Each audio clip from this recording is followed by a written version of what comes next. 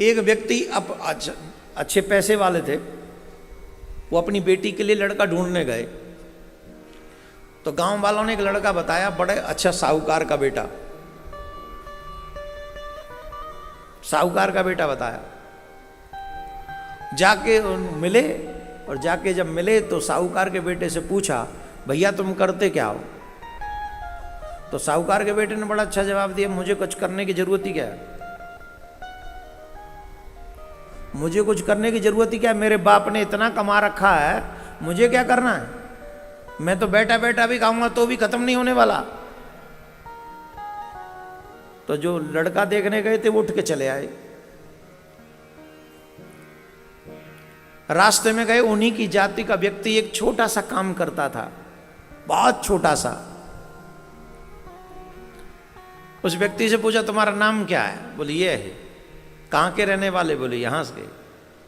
कितना कमा लेते हो? बोले कुछ नहीं साहब, 50-100 रुपये ही आ पाते हैं पूरे दिन में। बोले शादी करोगे?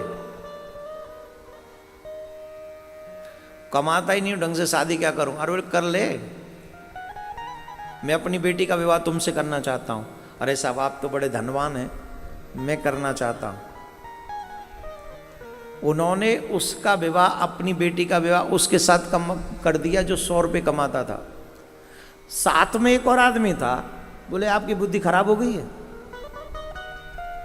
जिसके घर में इतना सब कुछ था उसे आप ठुकरा के चले आए, और जिसके पास कुछ नहीं है, जो 100 रुपये भी दिन का ढंग से नहीं कमाता है, उसके साथ अपनी बेटी का विवाह करके चले आए, संबंध पक्का कर दिया। अपनी बेटी की तो चिंता करो। बोले बेटी की चिंता कर रहा हूं तभी तो ऐसा किया है। बोले मतलब? बोले जो कुछ नहीं कर रहा है, पता नहीं वो किस दिन अपना सब कुछ गंवा दे, लेकिन ये जो कर रहा है, एक बात गारंटी की है कि मेरी बेटी को कभी भूखा नहीं रहने देगा, क्योंकि ये कमाना जानता है, ये मेहनत करना जानता है। और जो मेहनत करता है वो खुद भूखा रहेगा, लेकिन अपनी पत्नी को भूखा नहीं रहने देगा।